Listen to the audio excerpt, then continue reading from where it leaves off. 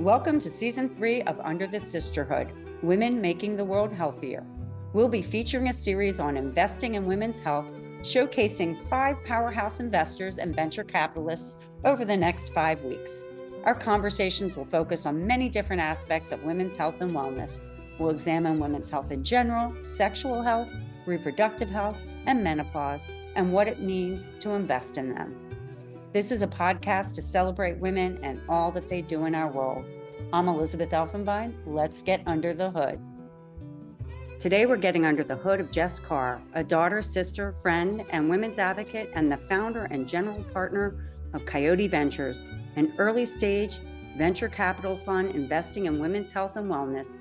Jessica's experience launching novel, impact-focused products began when she joined Impossible Foods as the 12th employee, where she helped develop and launch the Impossible Burger.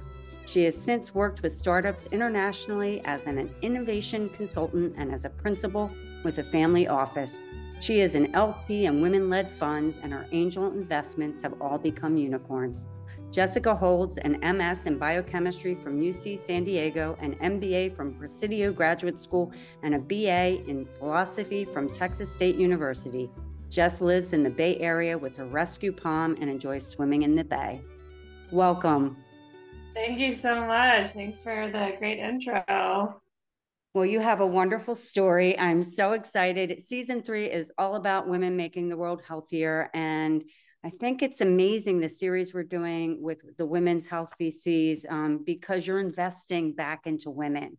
And so if it's okay, I'd love to get going. Yes, excited to get started. You have an interesting, sort of consumer background in a way, and it would be great to understand what got you inspired and what was that inflection point on your journey into leading a VC around women's health. Yeah, I think that there's many inflection points along the way. I think I tended to follow my intuition a lot and say, okay, I'm interested in this now. It's time to leave this and go to that. So I would say, like, when I was in the investing role, I went through a lot of things personally in women's health. So a lot of founders also live through an experience and want to innovate around that. I personally went through some struggles with sexual wellness and just communication around that.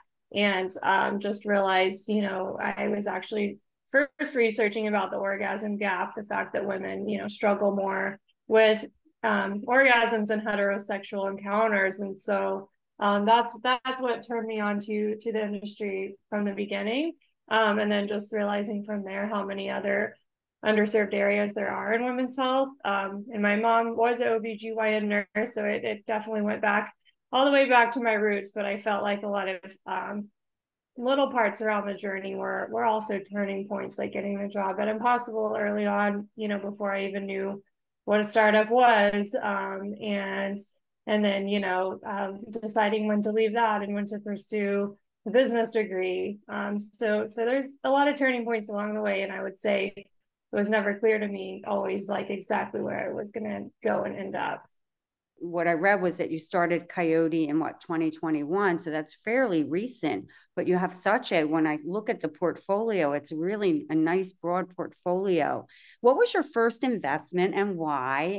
We had basically 2 investments starting out. So one of them was Mod. So they were raising a Series A, and I actually had met Ava when she was raising the seed round. I diligenced it when I was at the prior firm. And they didn't end up investing, but I remembered it was the deal I was most excited about the whole time I was there. When I was launching Coyote, I reached out, and it was exactly the right timing. She was like, yeah, we have, X amount left. We're closing, it's oversubscribed. Or it ended up being oversubscribed, but they did have like a small amount left. So I quickly grabbed allocation, which don't always do because I diligence at first, but in this case I had a lot of knowledge from the prior diligence. And so I would say, like, Mod was actually one of the companies that helped inspire Coyote, so it was very meaningful to be able to invest.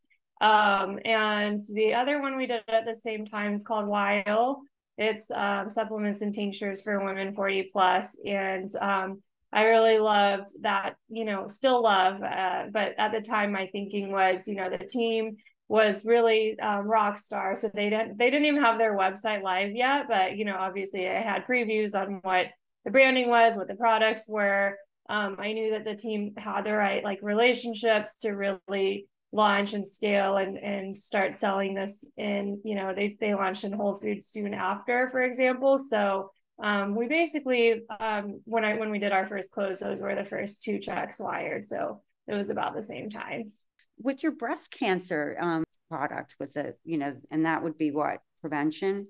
Yeah, it's called Gabby. So they collect a lot of information to understand what someone's risk, one individual's risk could be for breast cancer. So it is looking at prevention. So even with there's a lot going on in terms of like early diagnostic screening. So a lot on the like molecular test side, for example, or just bettering the mammogram experience. But this one is all through a digital platform, so it could also work hand in hand with those. That's awesome. I mean, anything. And, I think I heard recently it's 1 in 8 women. I interviewed Efrat Roman. She's the founder of Easy Bra from Israel. And she is also a breast cancer survivor. And I think she was saying that 1 in 8 women globally will experience breast cancer. So, I mean, if you can do anything for detection of that, early detection, we know that easily go into remission and be cured. That's awesome. You started your fund in 2021, so you've got a vast portfolio. How do you see it growing? What are you imagining? I definitely like having synergies between the companies. So I love seeing, partnerships, how they can work together. So we've seen some partnerships on the sales front already happening, some on the marketing front also happening. So I do see it being a comprehensive portfolio that can cover, lots of different ages of women, the stages of their lives, as well as sort of different needs that will come up at different points. So some of it is preventative, some of it is related to like an actual condition, and some of it is related to age. So sort of like Weil is a supplement you can take in your 40s. And then some of it is on the sexual wellness side. So yeah, I see a lot of growing sort of the reach and how it can continue to improve lives. So there's a lot of other areas where we haven't done as much investing. So looking to definitely expand all of that. That's great. Question about that. That's really interesting that you're saying it's one thing to create your portfolio and see the synergies amongst them. Are you connecting the dots to the different founders so that they can work together and have partnerships, or is it happening organically? No, yeah, I'm directly connecting a lot of them. So, like the endo company is now connected with the fertility company, because like as so this is like endometriosis is the number 1 cause of female infertility. So a lot of times at the fertility clinics, they'll get tested for endo. And so one of the companies that I've met that isn't in our portfolio, but they'll be launching together. And then our fertility company is helping secure financing for fertility. And so that company is also planning to be involved in these sort of partnerships, for example. And I was reading about your fertility, that company, the investing in it. And I think it sounds like a wonderful, because it's such an expensive proposition. So I was really, just happy to know about that, because I know of women who are challenged when it comes to, getting pregnant. So it's nice to know that something like that exists out there to support their ability to do it. Eggs, yeah, it's called sunfish. So Exactly. I know, sunfish. I mean, it's great. And yeah, are you covering conditions? Like where do you see that going? Are you more interested in more the prevention and diagnostic area? well, in terms of industry, we're not doing right now therapeutics and medical devices. So I think that that's going to, inherently limit some of what we're actually doing to cure things. But I think like early diagnostic is a way to, help things not advance. And so that's part of it. But yeah, doing med devices, therapeutics, that's just a totally different in terms of looking at the actual venture portfolio construction, as well as, where is our team's knowledge and ability to help. And so that's why we have to create a few sort of boxes around what we're doing and not doing. Thanks for that. Have you felt like it was interesting in talking to another VC and talking about the approach she went, and I think her first investment was around sexual health as well. Have you felt the same challenges with that in terms of getting funding for your overall? For example, we're raising from Bank of America and looking at, how conservative they might be. And so I, put the whole summary of all of our portfolio companies, and we have two in the sexual wellness category, and they, had no issues. And so I was really thankful for that. So I think it definitely depends on who you're speaking with, but I do remember a few funds that would, reach out and say, hey, we want to co-invest. And I would always bring up like one in the sexual wellness sphere and see what their reaction was. And there was several who said like, oh, this won't ever get through our all-male investment committee. So part of my thinking was like, it's less of an issue for actual raising the fund, because I would like to have, LPs who are aligned, like I even write, about abortion rights in our newsletters. And so, the first time I did that, I was nervous, but I felt supported by getting positive responses there. And so I felt like the challenge might be a little bit more making sure whatever we are funding will be able to secure like follow-on funding later, because as you move up the chain in terms of investors writing bigger checks, it does become a lot more male dominated. Thank you for that. I think it's interesting with the Bank of America signing on, because I think once you get one of the banks, because banks are more conservative, it's easier to secure the next. So I think that's really, really, really fortunate. And I'm sure that they're also investing in you. How do you imagine as you continue to grow? I mean, you're 2 years in, right? 3 years in. I know that you're going to invest and integrate and have all the products, but how do you imagine this world? So how do you imagine the next few years for Coyote Ventures? I am working hard to figure out who our best like follow-on investors and acquirers, for example. That's always part of the job in nurturing relationships with other funds and really speaking to some markets they might not be familiar with. Like that was why actually Sunfish they raised around and mostly had insiders in, but they said, oh, we really want a women's health fund so that when we're raising the next round, like, I could be pulled in and really educate about the market. So a lot of it is that, like, women's health, it has like gotten more attention, but I think, some folks are still like, oh, is this too niche? And another thing that I'm communicating is that there's a lot of things that fit our thesis that you might not think of Coyote right away. So a lot of areas where it'll have majority women customers or patients, but you might not know that like right on the surface. So one of our recent investments, Better Leave, they provide bereavement benefits. So if somebody close to you passes away, your employer could provide these benefits in terms of like, how do I plan a funeral, but also how do you access mental health around this grief and loss. So they have specific therapists trained in grief and loss, which, if you go on one of the other mental health telehealth platforms, you might not have that same experience. And that's exactly like it fits, our thesis because they do have more women customers. And you do think about, especially like towards end of life, women are living longer.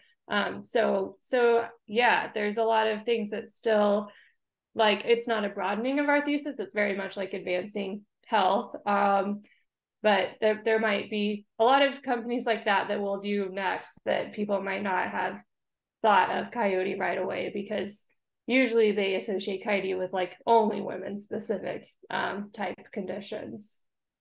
Well, I think, first of all, I think it's great that you own that. And then, but I think it's also wonderful that you're able to broaden that. And Better Leave is a really interesting proposition. I think when you think about the caregiver, and all the suffering, and it's interesting because you have caregivers who are caregivers to children, caregivers to parents, who are aging, to your point, and so there's all different types of caregivers. So I think that that's a really good investment. Actually, Yeah, I've done a lot of or work on. people, other things that other people using the platform you might not think of right away as like a pet loss or a pregnancy loss. Like there's other types of grief and loss where there might be a friend, like you might not have even been a caregiver, but you might still be grieving. So yeah, it is a pretty wide net in terms of who, is potentially grieving and could use this type of help.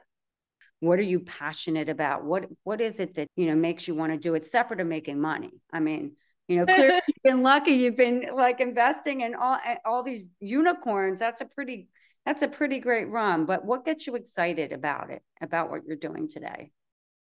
I think the most exciting thing is seeing the impact of what's out there. And so seeing, like even the endo diagnostic, like talking to people who need it. And then, on the flip side, I mean, not hasn't happened with this one yet because very few people have, they've had a clinical trial of less than 100 people so far. But, like things like Impossible when we launched that, like seeing the product out in the world and how it is like changing changing the way that we think about things. And so like with women's health, thinking about how some of the companies are out there talking about periods and menopause and changing the conversation, as well as making products that really benefit people as well. So yeah, like something like preventing someone from getting stage 4 cancer when they're like under 40, for example. So yeah, I think definitely seeing how these like game-changing products can really change the world. As I was reading about Coyote Ventures, one of the things I think, and I would imagine it's for most VCs, you get heavily involved in the companies that you invest in. So you buy into, tell us a little bit about your approach to, making that investment. So yeah, there's a lot of ways that we like to help. And I would say, all VCs pretend that all founders are calling them all the time and that they're so helpful, but the reality is that it really varies. There's some companies where you might help them once or twice. And then there's some companies that you are on the phone with all the time. And so a few categories, we like to do definitely share companies with the co-investors and make sure they're well funded with a good syndicate. We've been part of some syndicates that are pretty much all women investors, which is pretty exciting. And then another one is looking at like where could they benefit from, connecting with. So we have a advisor roster where these talented people can help companies essentially. So they could even be hired. Could be a consultant or advisor. So we like to sort of connect that talent.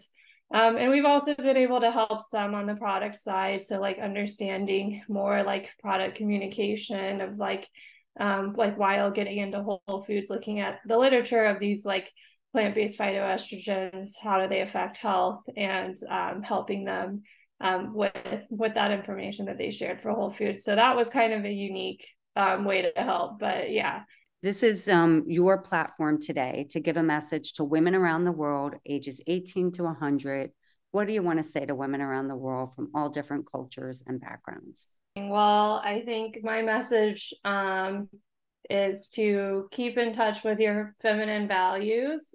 I read this book, Women Who Run with the Wolves, which helped inspire Coyote Ventures, and just recognizing how you can be in tune with your intuition and your feminine nature. And that's really brought me where I am today. And so if you can, think more about being, feminine, collaborative, empathetic, what are some of your values and how you can live by those. I do want to poke you a little more on, so what's your message as a founder of a women's health VC? Well, if you'd like to get involved, you can become an investor. You can start companies. You can check out the portfolio. You can follow any of the companies. Yeah, there's more to come. So. Well, thank you so much, Jess. This has been an amazing conversation. You are doing so much good for the world, investing back in women and women's health is just amazing. I feel like you're the future. So thank you so much for your time today and for letting us get under the hood. Thanks for listening to Under the Sisterhood. If you haven't already, please give us a quick rating and review on Apple or Spotify. And make sure to follow us on Instagram, Facebook, YouTube, and LinkedIn so you can hear from more amazing women. This podcast is created and hosted by Under the Sisterhood LLC and Elizabeth Elfenbein, produced by Elizabeth Elfenbein and Matt Butler, and edited by Matt Butler. The music is by Ayla Schaefer, her song Rose.